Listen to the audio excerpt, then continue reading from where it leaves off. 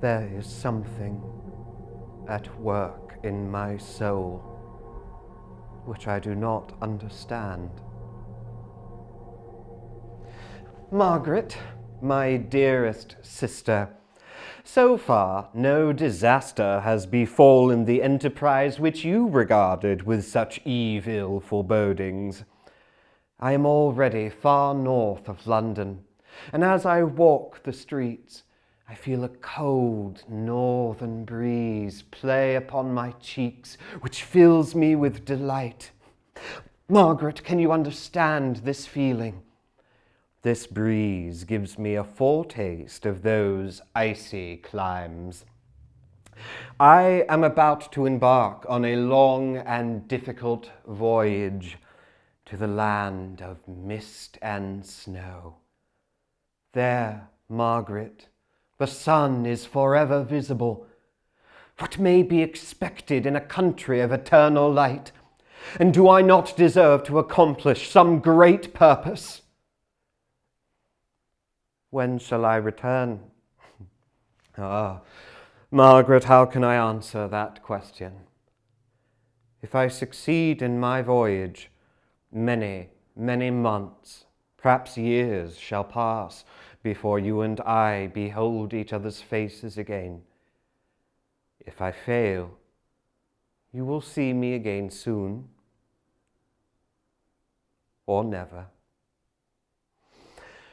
Farewell, my dear, excellent Margaret, my beloved sister. May the heavens shower down blessings upon you and save me. My dear Margaret, such strange things have befallen us. My ship is now encased entirely in ice, in a very thick fog. About a week ago, the fog cleared, and I beheld vast plains of ice, which seemed to have no end. Then a strange sight attracted my attention. I saw on one of the plains of ice a low sledge guided by dogs, and the dogs were driven by what seemed like the figure of a gigantic man. My dear Margaret, today I awoke and went up on deck to find the sailors talking to a man who was in the sea. Good God, Margaret, if you could only have seen the man. His limbs were frozen, and his face was emaciated by suffering. It was 2 full days before he was able to speak, and I asked him why he had come so far north out on the ice, and the man replied to me, to seek one who fled from me. Tell me, Captain, why have you come on this journey? I told him that nothing would stop me from the furtherance of my enterprise, that I would sacrifice my happiness, my very soul, to find the knowledge which I sought. Oh, unhappy man, do you share my madness? I once sought for knowledge and wisdom as you once did. Prepare yourself to hear of things which are usually deemed marvelous. But many things will appear possible to you in these wild and mysterious regions. Margaret, I have resolved that I will write down every night what he has said during the day. Even now, as I begin my task, I can hear his voice ringing in my ears. I see his thin hand raised in animation, his face irradiated by the soul within. Strange and terrible must be his story, frightful the storm which took this gallant man and wrecked him thus. My name is Victor Frankenstein. I am by birth a Genovese. My mother's tender caresses and my father's benevolent smile are among my very first recollections. When I was about 5 years old, my parents adopted a peasant child named Elizabeth, thin and very fair. Her hair was of the brightest living gold. Everyone loved Elizabeth. No one could look upon her without thinking that she was a being heaven-sent. I, with childish seriousness, began to regard Elizabeth as mine to love, protect, and cherish, my more than sister, because until death, she was to be mine only. The world was to me a secret which I desired to divine. It was the secrets of heaven and of earth that I wished to learn, and an accident changed the course of my desires. When I was about 15 years old, I beheld a violent thunderstorm. As I stood at the door, I saw a jet of fire issue out from the trunk of an old, beautiful oak tree. And when the fire was gone, nothing remained of the tree but a blasted stump. I'd never beheld anything so utterly destroyed. I became obsessed with electricity. At university, I discovered that the ancient teachers of this science promised impossibilities and performed nothing. The modern masters have performed miracles. They have reached deep into the recesses of nature and shown how she works in her hiding places. They have ascended into the heavens, discovered how the blood circulates and the very nature of the air we breathe. They have acquired new and almost unlimited power. It was as if all the keys that made up the mechanism of my being were touched. Chord after chord was sounded, and my mind was filled with one thought, one conception, one purpose. So much has been done, exclaimed the soul of Frankenstein. More, much more will I achieve. I will unfold to the world the deepest mysteries of creation. To learn the secrets of life, we must first become intimate with death. I spent days and nights in vaults and charnel houses. I beheld how the fine form of man was degraded and wasted, how the worms inherited the wonders of the eyes and the brain. And then one night, a light broke in unto me, a light so wonderful and miraculous and yet so simple that I could not believe that I should be the first to discover so incredible a secret. I discovered the cause of life and more. I myself became capable of bestowing life upon lifeless matter. I see by the eagerness and the wonder in your eyes, my friends, that you wish to become acquainted with the secret that I know. That cannot be. Listen to the rest of my story, and you will understand. I began the creation of a human being. Finding the minuteness of the parts a hindrance to my work, I resolved to make my creature of a gigantic stature, 8 feet in height, and proportionably large.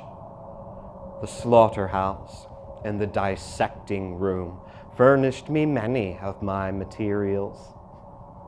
Who shall conceive of the horrors of my toil as I dabbled in the damps and hollows of the grave, or as I tortured the living animal to animate the lifeless clay, and how I disturbed with profane fingers the wonders of the human frame.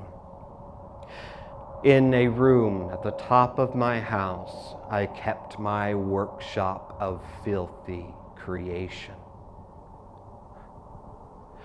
It was on a dreary night in November when I first beheld the accomplishment of my toils. With an anticipation that amounted almost to agony, I gathered the materials and instruments of life about me, ready to infuse a spark of life into the lifeless clay at my feet. It was nearly 1 a.m. The rain was pattering on the windows, and my candle had almost burnt out. But then, as the flame nearly went out, I saw the dull yellow eye of the creature open. It breathed hard, and a convulsive motion agitated its limbs. It was alive. I had selected his features as beautiful. Beautiful, good God! His yellow skin scarcely covered the network of veins and arteries underneath.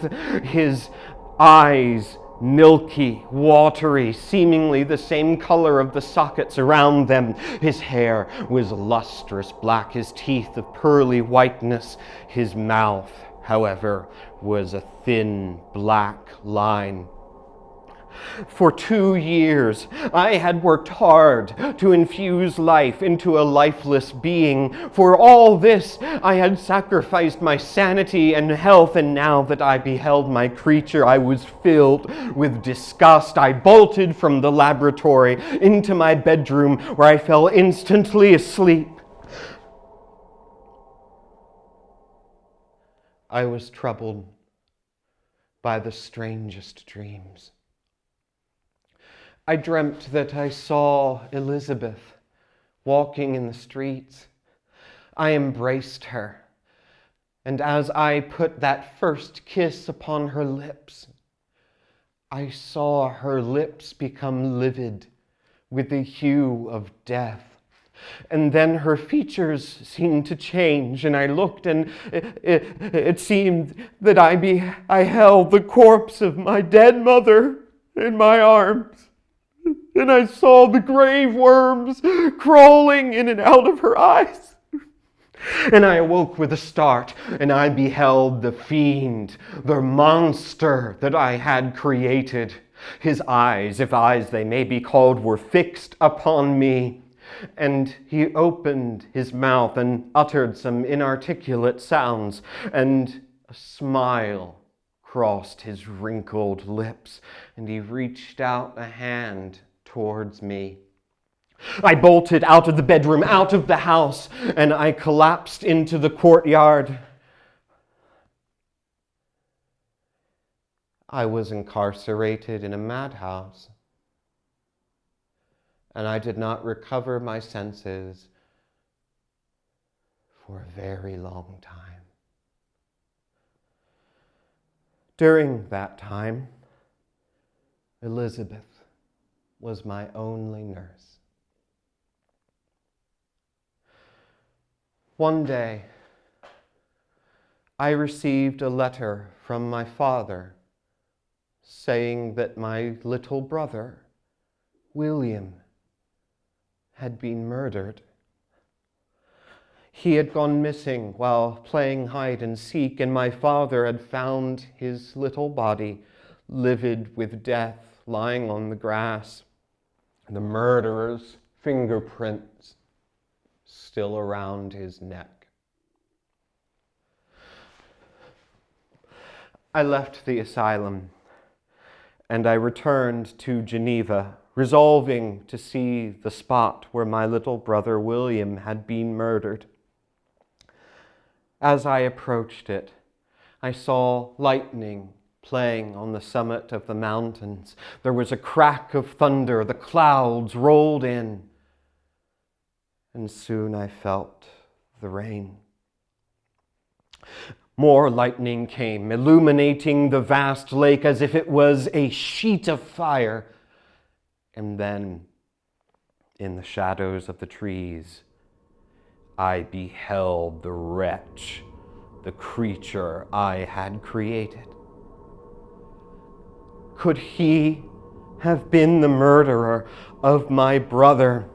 Devil, you dare approach me? Nay, come closer, so I may trample you into dust.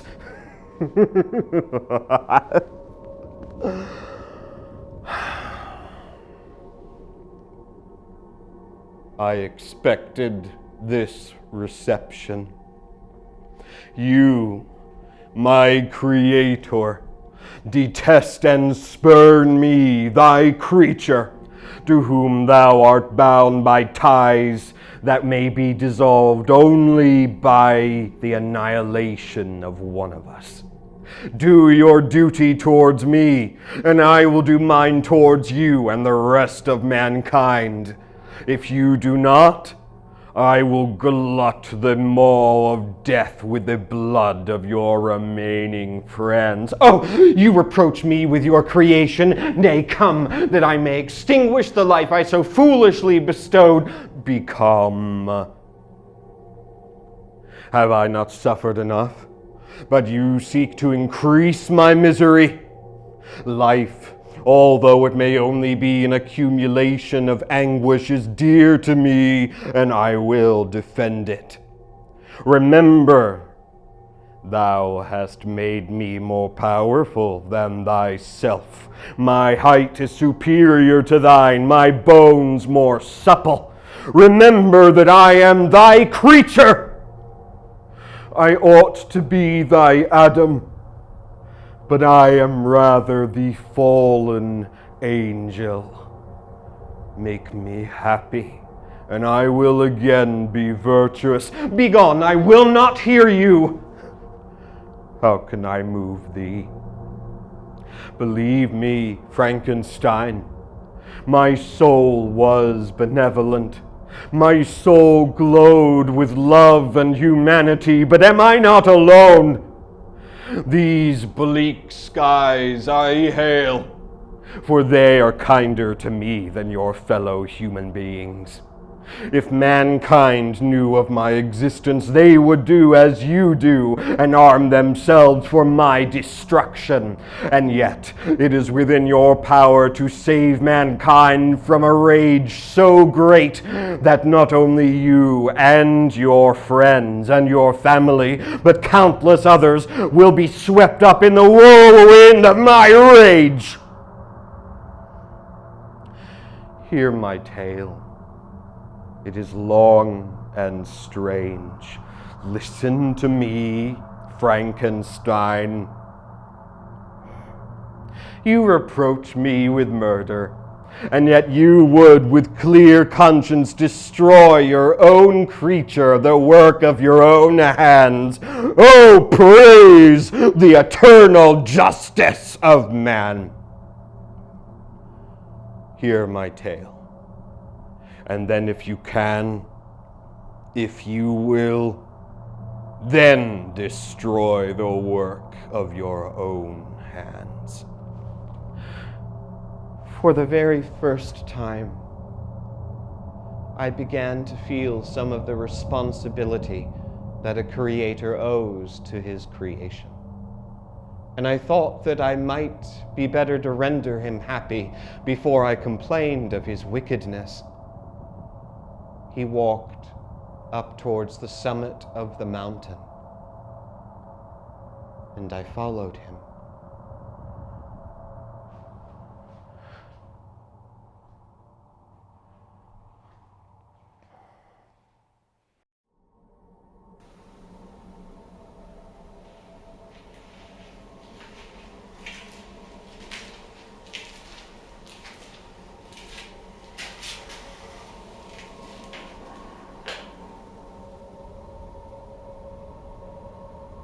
I remember the era of my being. I saw, felt, heard, and smelt at the same time. I walked. Before quitting your laboratory, on feeling a sensation of cold, I threw some clothes to cover my body, but these were insufficient to save me from the dews of the night. I knew and could distinguish nothing. I was a poor, miserable, helpless creature.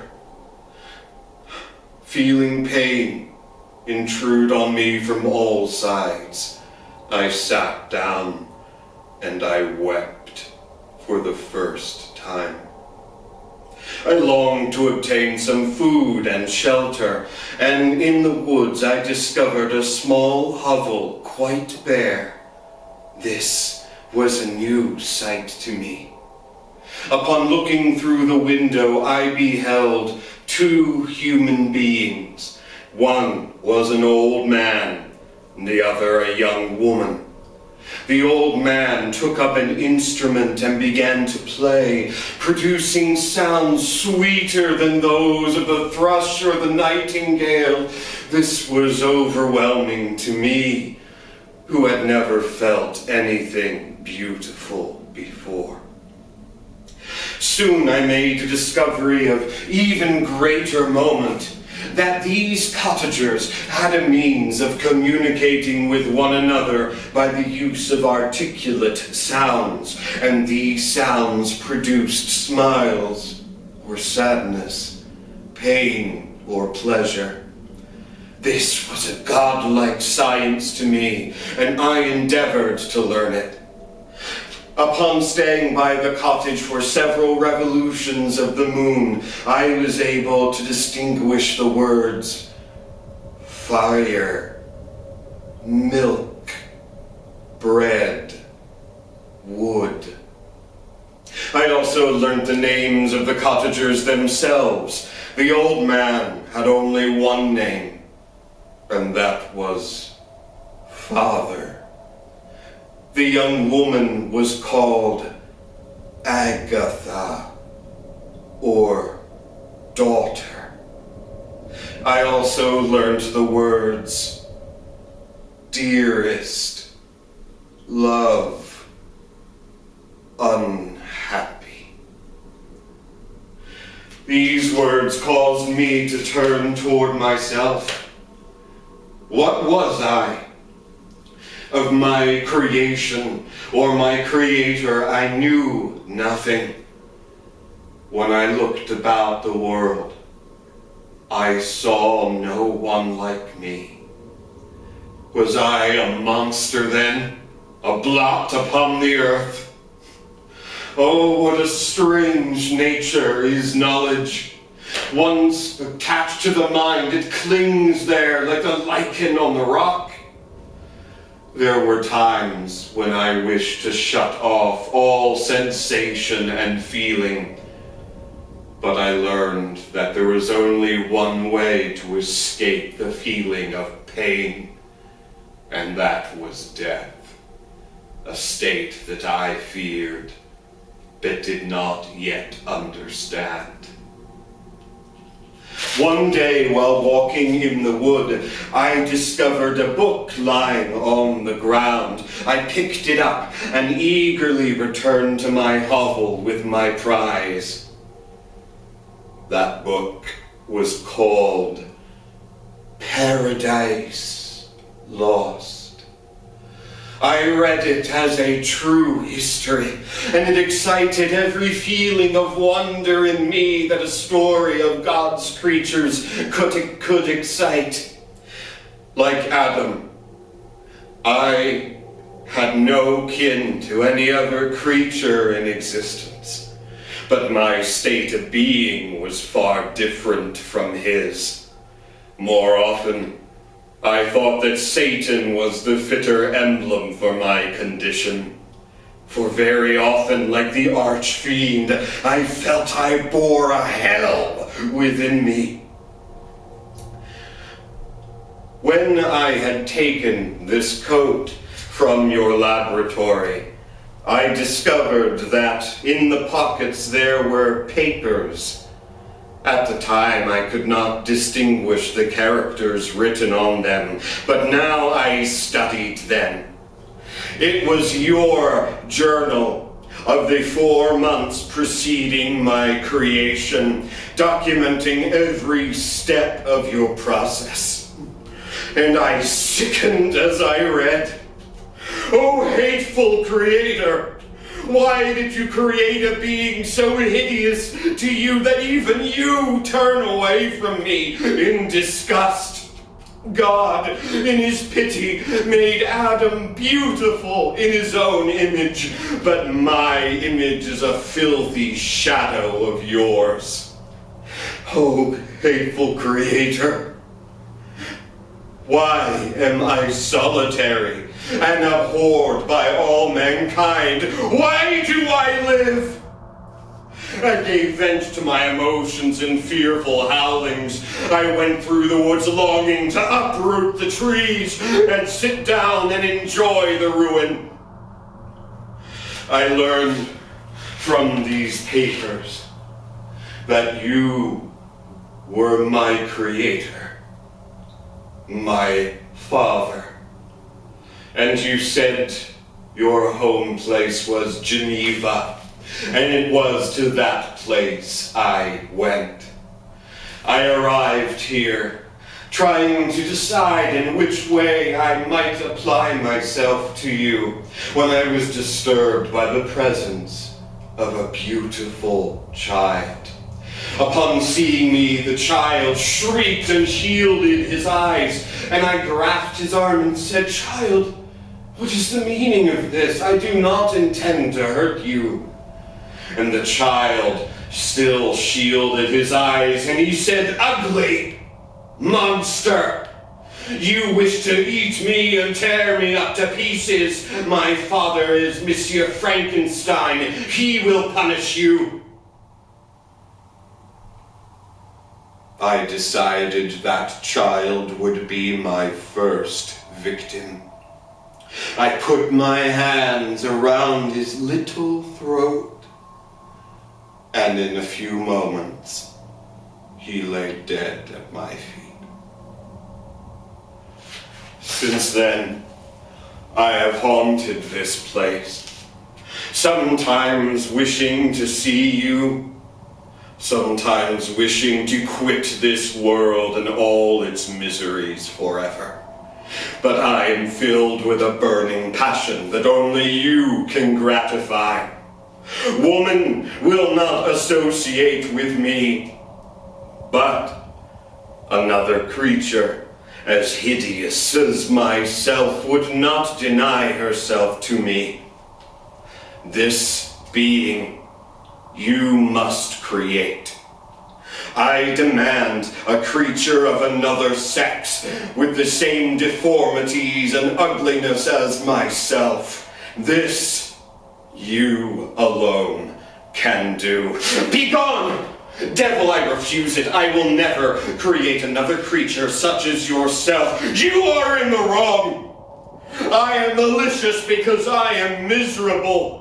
Mankind would destroy me, but if one creature showed me benevolence, I would return it 100-fold. For one creature's love, I would make peace with the whole kind. But now, I indulge in dreams of bliss that cannot be realized. What I ask of you is reasonable. I demand a creature of another sex as ugly as myself. It is true, we shall be monsters, and we shall be cut off from all of humanity, but on that event, we will be more attached to one another. Oh, my Creator, my Father, make me happy. If you grant my prayer, I will give you my oath that no person in mankind shall ever behold either one of us again. We will go to the wilds of South America. Our diet is not that of man. We do not slaughter the lamb to feed ourselves. Our diet shall be of berries and nuts and roots. We will make our bed of dried leaves, and the sun will ripen our food, and my life will pass quietly away. And in my dying hours, I will not curse my Maker.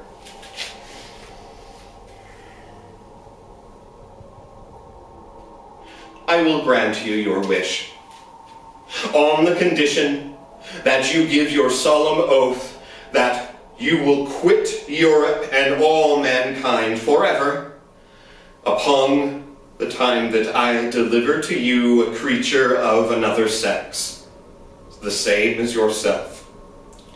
I swear by the sun, by the blue skies of heaven and the fire of love that burns in my heart, that you will never see either one of us again. Go now, commence your labors. When you are ready, I shall be there. And then, as if he feared that I might change my mind, the creature ran away through the woods and down the mountain. To England I was bound. It was agreed that my marriage to Elizabeth would take place upon my return. My father was adverse to any delay because of his advanced age, but in the end agreed. I went to a remote spot in the Orkneys. It was a fitting place for such a work, little more than a rock constantly battered by the waves. It was a filthy process in which I was engaged. During my first experiment, the frenzy of passion had blinded me to the horrors of my work, but now the passion had faded. I worked in cold blood, and frequently I sickened at the work of my own hands. One night, I sat in my laboratory. The sun had gone down, and the moon was rising over the sea. I thought I had created a being whose existence had desolated my heart and taken my little brother William from me. This being I was now creating might be 10 times more malignant than her mate. She might delight in murder. He had sworn to never contact mankind, but she had not. She might feel that she was not bound to an oath made prior to her own creation. They might even hate each other. She might turn away from him in disgust and turn to the superior beauty of man, and then he would again be alone. And even then, of course, there would be children. And I imagined a future race of mankind cursing the name of Victor Frankenstein, who had created a race of devils that caused the extinction of all mankind. In a passionate madness, I rose and I tore to pieces the creature on which I was engaged. And then, door opened, and the fiend came into the room. You have destroyed the work that you began. Do you dare break your promise? Yes, I do break it. I will never create another being such as yourself. Shall each man have a wife for his bosom, and each beast have his mate, and I be forever alone? Man! Beware! I am fearless, and I am therefore powerful. If I cannot have love, I will cause fear. I will desolate your heart, so that you will curse the sun that falls down on your misery. My mind is made up.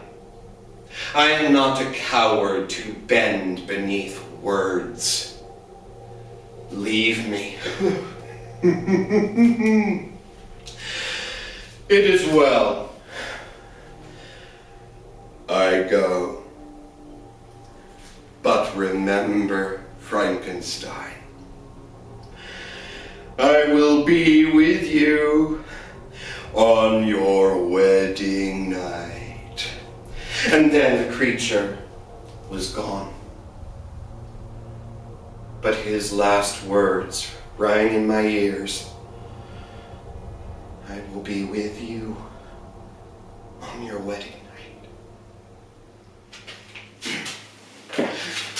I returned home to Geneva and made the plans for my marriage to Elizabeth. We made countless visits, all wore a smiling appearance. The day I married Elizabeth was the last time that I knew the feeling of happiness. There is nothing so hurtful to the human mind as sudden change. On our wedding night, Elizabeth was in the bedroom, and I went through the entire house, through every room, every corner, satisfying myself that the creature was nowhere nearby. But then I heard a scream coming from the bedroom upstairs, and that scream was echoed by another. I ran up the stairs into the bedroom, and there was the fiend, the monster I had created, pointing down at the bed. And on that bed lay my Elizabeth, with the monster's finger marks still on her neck.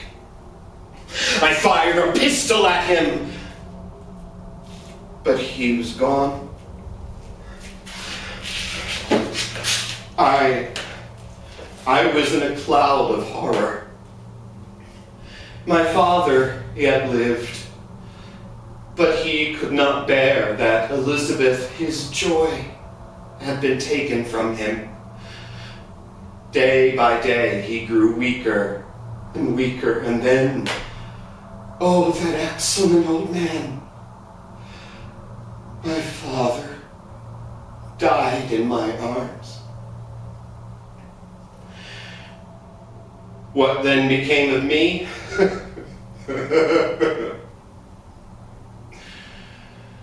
For many months, darkness and chains were all I knew. They had thought me mad, you see, and I was confined in a solitary cell for the insane. Upon my release, I decided that I must quit Geneva, my home, so very dear to me, forever.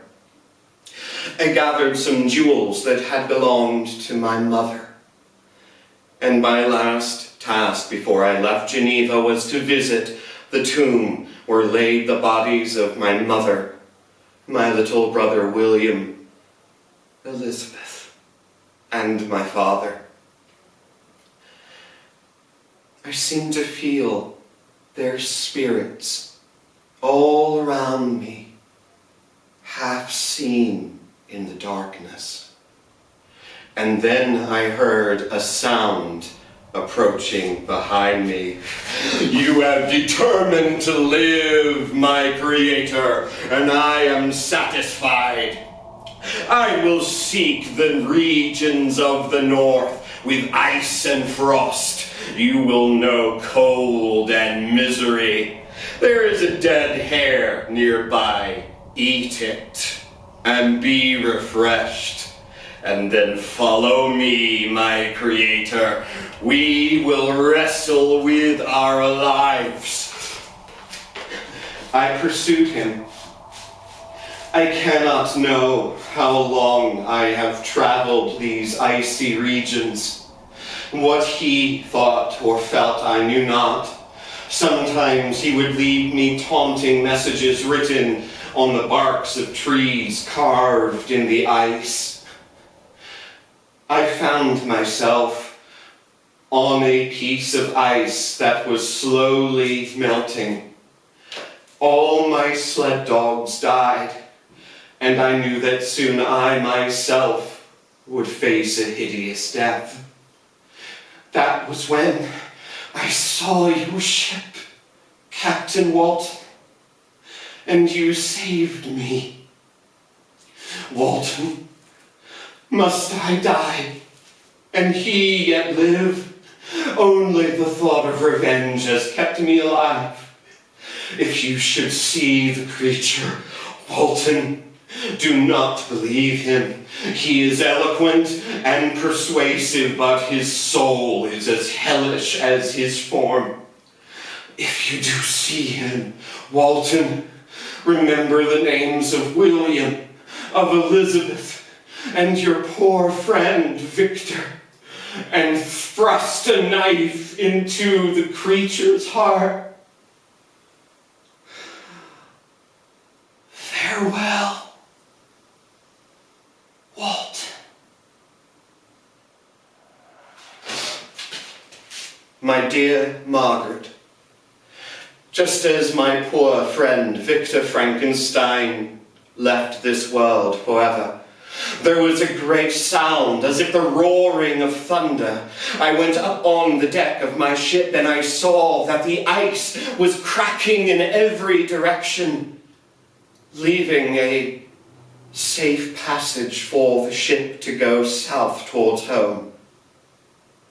The sailors have made me promise that we shall not go forward in our mission, and so, my dear sister, I shall return home, my purpose unfulfilled, ignorant and disappointed.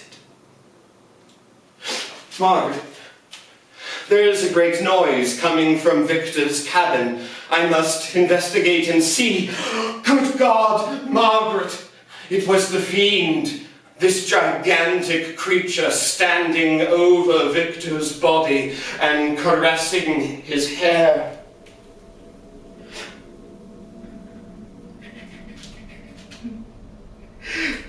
He is cold.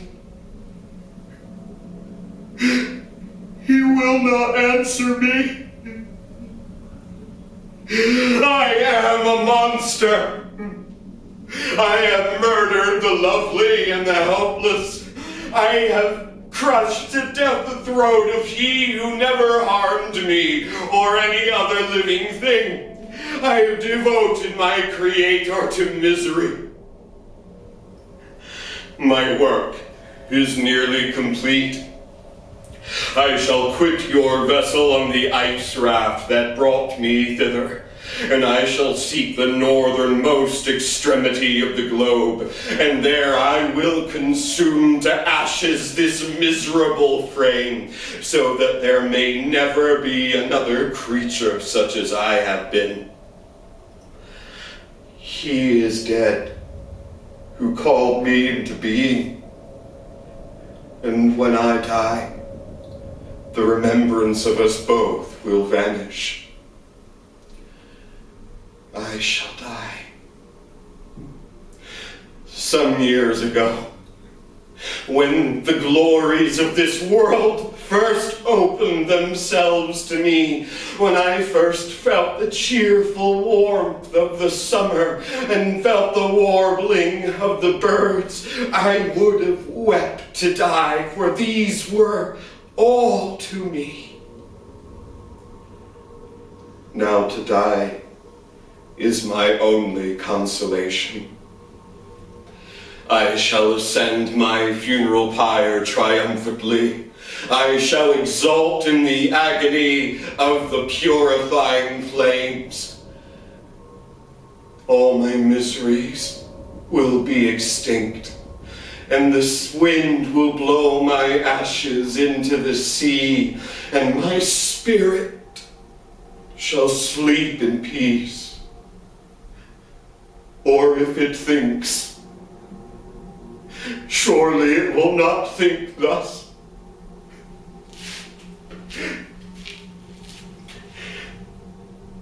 Farewell, Frankenstein. Farewell, Father. Farewell. And then the creature sprang out of the window onto the ice raft which was near my ship, and he was soon borne away by the waves, lost in the darkness. Lost. Lost. Lost. Lost. Lost.